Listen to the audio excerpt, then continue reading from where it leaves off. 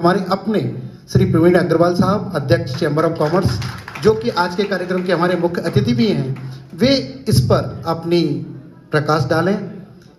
और मुझे मालूम है कि आप किस तरह से हम लोगों के बीच किसी भी विषय को बहुत अच्छे से रखते हैं। श्रीमान जी आमंत्रित हैं। धन्यवाद संजीव निगोतिया जी।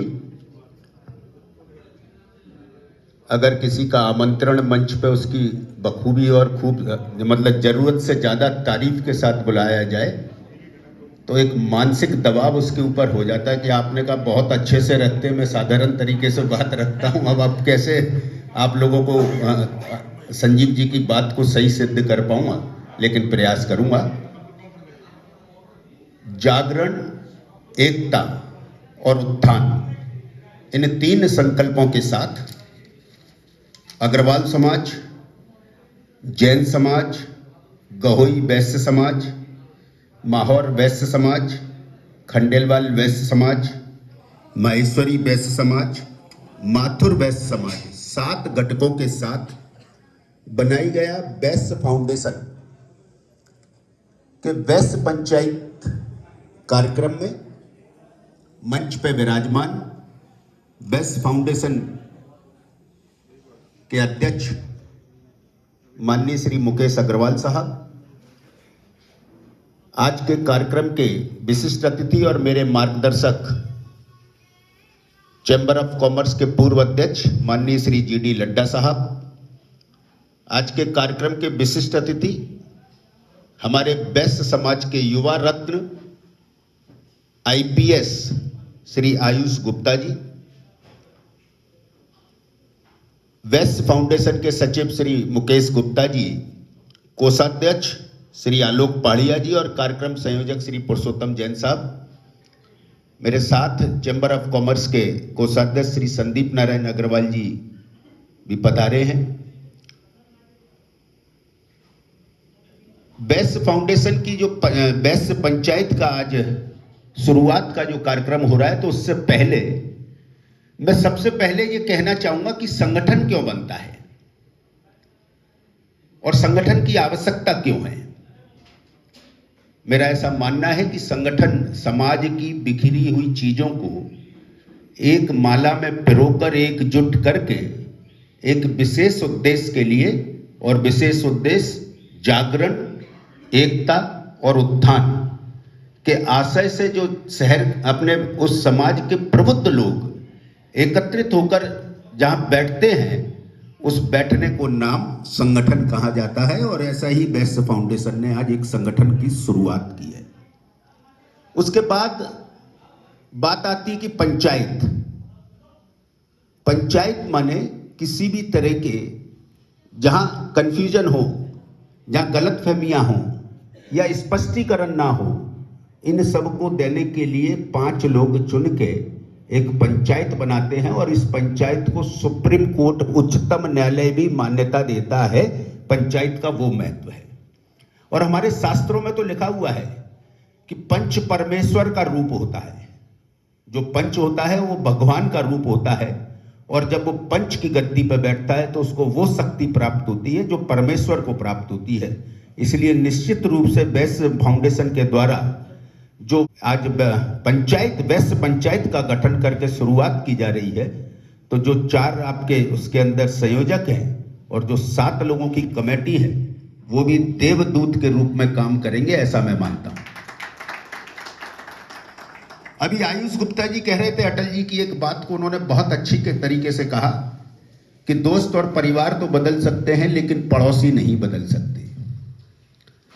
मैं इस बात को थोड़ा सा विस्तार करते हुए बोलता हूं कि दोस्त, परिवार, पड़ोसी, रिश्तेदार, एक शब्द और जोड़ लें, जानने वाला, पहचानने वाला, परिचित, एक शब्द और जोड़ लें। आप एक बात हमेशा गौर करना कि जो विवाद होता है वो या तो हमारा रिश्तेदार होगा, वो या हमारा पड़ोसी होगा, या वो हमारा परिचित होगा, या वो हमें जानने वाला होगा। जो अनजान है, जिससे हमारा कोई मतलब नहीं, उससे कोई विवाद ही नहीं है।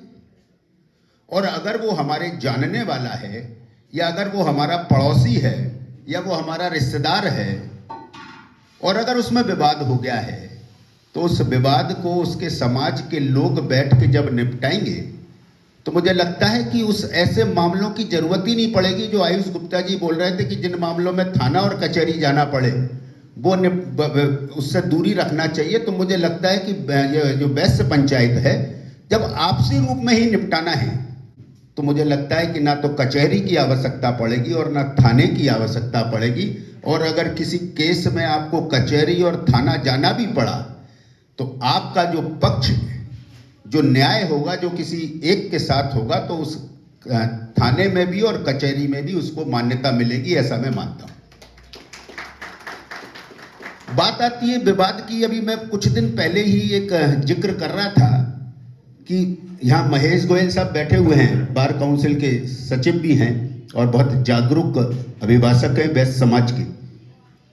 आप अगर न्यायालय के प्रकरणों की समीक्षा करेंगे कि न्यायालयों में जितने प्रकरण चल रहे हैं इसको वर्गीकरण करेंगे कि ये आखिर चल क्यों रहे हैं। तो जैसा अभी नितिन मांगलिक जी बोल रहे थे और वो बता रहे थे आज दैनिक भास्कर की रिपोर्ट, तो एक ये नया ट्रेंड जो बढ़ा है फैमिली कोर्ट का, आज से 10 साल 15 साल पहले फैमिली कोर्ट को लोग जानते नहीं थे। और मेरा ऐसा मानना है कि जब जब अगर किसी क्षेत्र में थाना बन जाता है तो वहाँ अपराध बढ़ जाते हैं। फैमिली कोर्ट बनी है तो लोगों ने उसका उपयोग करना शुरू कर दिया और आज फैमिली कोर्ट की ये आंकड़े देखकर निश्चित रूप से हम सबको चिंता इसके ऊपर रखनी पड़ेगी। तो जब न्यायालय के विवादों की आप समीक्षा करेंगे तो बहुत छोटी छोटी सी बातें कि मैंने मकान बनाया तब मेरे पड़ोसी ने परेशान किया था और अब उसका मकान बन रहा है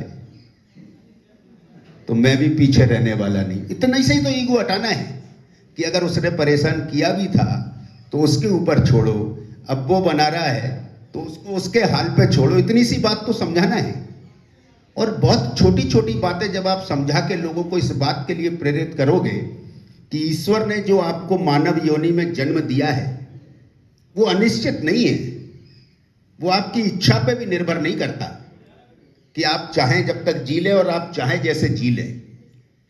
उसने जब आपको जन्म दिया तो जन्म देने से पहले ये तय किया कि आप कितने दिन जीवन जिएंगे और आप क्या काम करेंगे। ये सारी चीजें पूर्व निर्धारित होती हैं और जब जीवन हमारी जीवन निश्चित है तो उस निश्चित जीवन को हम विवाद में क्यों लगा रहे हैं। उसकी जगह अगर हम अपने समाज का भला करने के लिए, अपने परिवार का भला करने के लिए, अपने आसपास के लोगों का भला करने के लिए लगाएंगे तो हमारा अगला जन्म भी सुधर जाएगा। क्योंकि हम ये मानने वाले लोग हैं, हम ये मानने वाले लोग हैं कि हम जैसा करते हैं वैसा भरते हैं। और हम तो इसके आगे भी मानते हैं कि हम जैसा करेंगे उसका हम तो भोगेंगे ही, लेकिन हमारे आने वाली पीढ़ी भी उसको भोगेगी। 7 पीढ़ियों तक उसको भोगना पड़ता है। तो जब हम ये मानते हैं तो फिर हम बुरा क्यों करें, हम किसी के साथ गलत क्यों करें, हम अच्छा करें। और अगर कोई बुरा करता है, अपने को लगता है कि इस आदमी ने मेरे साथ बुरा किया, तो छोड़ दें ईश्वर के ऊपर। क्योंकि ईश्वर भी ये कहता है कि आपको किसी का भला करने की शक्ति तो है, लेकिन किसी का बुरा करने की शक्ति, किसी को दंड देने की शक्ति आपके पास नहीं है। क्योंकि वो ये मानता है, वो ज्यादा डिपार्टमेंट अपने पास नहीं रखता है। आपने देखा होगा, सुना होगा कि केवल एक चित्रगुप्त जी बैठे होते हैं और चित्रगुप्त जी बैठ के ये तय करते हैं कि अगला जीवन आपका क्या होगा। और ईश्वर ने भी बड़ा सोच समझ के उसको बनाया होगा, नहीं तो वहां भी मुकदमे चल रहे होते। अगर इस जन्म का हम इस जन्म में भोग गए होते, इस जन्म का हम अगले जन्म में भोग रहे हैं, तो ईश्वर को कोई परेशानी नहीं है। बहुत आसान है कि आपके कर्मों के आधार पर उसे जीवन देना है। तब हम जिस सारी चीजें जानते हैं तो फिर विवाद क्यों। और इसी को निपटाने का काम जो वैश्य समाज ने अपने हाथों पे लिया है, बहुत बड़ी चुनौती है। मैं वैश्य समाज से कहना चाहूंगा और खासकर उन 4 संयोजक और 7 लोगों की कमेटी से कहना चाहूंगा कि ये बहुत बड़ी चुनौती है। उस चुनौतियों का डटकर मुकाबला करते रहो। आप जब ऐसा करने जाओगे तो हो सकता है आप पे आरोप भी लगे, प्रत्यारोप भी लगे। उन आरोपों और प्रत्यारोपों की चिंता नहीं होना चाहिए, लेकिन आत्मचिंतन जरूर होना चाहिए कि क्या वाकई मैंने कोई पक्षपात तो नहीं किया। अगर मेरे ऊपर कोई पक्षपात का आरोप लग रहा है तो मैंने कोई पक्षपात तो नहीं किया। और अगर मेरे आत्मचिंतन में ये लगता है कि हाँ मेरे से ये भूल हुई है तो उसे स्वीकार करने में भी 1 मिनट नहीं लगाना चाहिए। और अगर आत्मचिंतन में ये लगता है कि मेरे से कोई भूल नहीं हुई है तो फिर डट के खड़े हो रहना चाहिए। ईश्वर आपकी मदद करता है। मैं आपको बहुत शुभकामनाएं देता हूं, बहुत कामना करता हूं और अपने सर्वस्व योगदान से ये इस बात के लिए हमेशा प्रयासरत रहूंगा कि जो वैश्य समाज की पंचायत की शुरुआत हुई है, ये वैश्य समाज की पंचायत अपने मुकाम पर पहुंचे, अपने उद्देश्यों को पूरा करे और ऐसा उदाहरण दूसरे समाजों के लिए प्रस्तुत करे कि दूसरे समाज के लोग हमारी इस पंचायत का अनुकरण करते हुए अपने यहाँ भी ये पंचायत स्थापित करें। और निश्चित मान लीजिए अगर हर समाज ये ऐसी तरह से पंचायत स्थापित कर लेगा और उस पर काम करने लगेगा, डट के खड़ा रहेगा, उसी को राम राज्य कहते हैं और वो राम राज्य वापस आ जाएगा। तो आप सबको बहुत साधुवाद, आपकी सोच को बहुत साधुवाद जो आपने इस दिशा में सोचा। आपको बहुत धन्यवाद, मेरे दिल की गहराइयों से धन्यवाद कि एक साधारण से मानव को आपने आज के कार्यक्रम का मुख्य अतिथि बनाया। आप चाहते तो किसी बड़े आदमी को उसको भी बना सकते थे, तो आपको इसके लिए बहुत धन्यवाद। और पुनः इस बात का विश्वास दिलाता हूं कि इसके लिए मेरे योग्य जो भी कार्य होगा पूर्ण शिद्दत से मैं इसको करूंगा। धन्यवाद। जय हिंद, जय भारत, जय वैश्य।